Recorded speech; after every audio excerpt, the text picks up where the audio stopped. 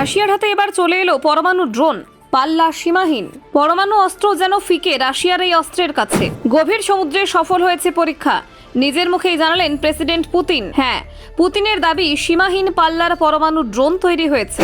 সমুদ্রের তলায় চুপটি করে বসে থাকবে ডুমসডে ড্রোন, কেউ কোনো টেরও পাবে না। রাশিয়ার ভয়ঙ্কর পোসাইডন নিয়ে কাঁপছে গোটা বিশ্ব। পুতিনের নতুন তাস, পরমাণু শক্তিচালিত ড্রোনে এবার নজির গড়ল রাশিয়া।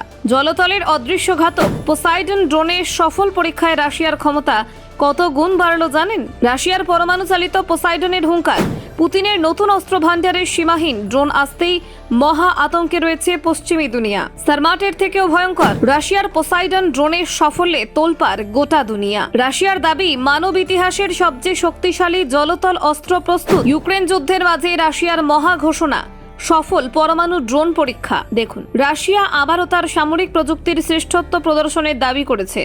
ইউক্রেন যুদ্ধের আবহে যখন মস্কো এবং পশ্চিমী দেশগুলির মধ্যে উত্তেজনা চরমে, তখন রুশ প্রেসিডেন্ট ভ্লাদিমির পুতিন ঘোষণা করলেন তাদের দেশ সফলভাবে পরীক্ষা করেছে একটি পরমাণু শক্তিচালিত স্বয়ংক্রিয় জলচর মনুষ্যবিহীন ড্রোন, যার নাম পোসাইডন।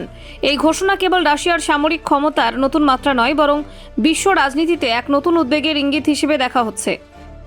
পুতিন বলেন, পোসাইডন একটি সীমাহীন পাল্লার ড্রোন, যা সমুদ্রের গভীরে প্রবেশ করে শত্রুর উপকূলে বা গুরুত্বপূর্ণ সামরিক স্থাপনায় আঘাত হানতে সক্ষম। এটি চালকহীন হলেও পরমাণু শক্তিতে চালিত, যা তাকে দীর্ঘ সময় জলের নিচে অবস্থান করতে দেয়। তার মতে এই প্রযুক্তি রাশিয়ার অস্ত্রভাণ্ডারকে অদ্বিতীয় করে তুলবে এবং কোনো প্রতিপক্ষের পক্ষে এই ধরনের অস্ত্র প্রতিহত করার কার্যত অসম্ভব। রুশ প্রেসিডেন্টের দাবি অনুযায়ী পোসাইডন একটি ডুবোজাহাজ থেকে নিয়ন্ত্রিত হয়েছে। এই ড্রোনটি চালিত হয় একটি ক্ষুদ্র পরমাণু বিদ্যুৎ কেন্দ্র দ্বারা, যা একটি পূর্ণাঙ্গ পরমাণু চালিত সাবমেরিনের তুলনায় প্রায় 100 গুণ ছোট। এর ফলে ড্রোনটি অত্যন্ত দ্রুতগামী, স্থায়ী এবং গোপন চলাচল করতে পারে। রাশিয়ার প্রতিরক্ষা বিশ্লেষকরা জানাচ্ছেন, পোসাইডন এমনভাবে তৈরি যে এটি শনাক্ত করা কঠিন। জলের নিচে বহু হাজার কিলোমিটার পথ অতিক্রম করার পর এটি হঠাৎ আঘাত আনতে পারে। তাত্ত্বিকভাবে এটি বিশাল জলোচ্ছ্বাস সৃষ্টি করে উপকূলীয় শহরগুলিকে ধ্বংস করতে সক্ষম, যা একে ডুমসডে অস্ত্র বলেও অভিহিত করেছে কিছু পশ্চিমী বিশ্লেষক। এই ঘোষণা আসে মাত্র এক সপ্তাহ পরে, যখন রাশিয়া দাবি করেছিল তারা সফলভাবে পরীক্ষা করেছে বুরেভেস্টনিক নামের একটি পরমাণু অস্ত্র বহনে সক্ষম ক্রুজ ক্ষেপণাস্ত্র। এই ক্ষেপণাস্ত্রটি 14,000 কিলোমিটার দূরত্ব অতিক্রম করতে সক্ষম এবং আকাশে 15 ঘন্টা ধরে উড়েছিল। বুরেভেস্টনিকের বৈশিষ্ট্য হচ্ছে এটি পরমাণু শক্তিচালিত এবং আধুনিক অ্যান্টি মিসাইল সিস্টেমকে ফাঁকি দিতে পারে। পুতিনের মতে এই দুটি অস্ত্রই প্রমাণ করে যে রাশিয়া এখনও বিশ্বের অন্যতম পরমাণু শক্তিধর দেশ হিসেবে তার অবস্থান দৃঢ়ভাবে ধরে রেখেছে।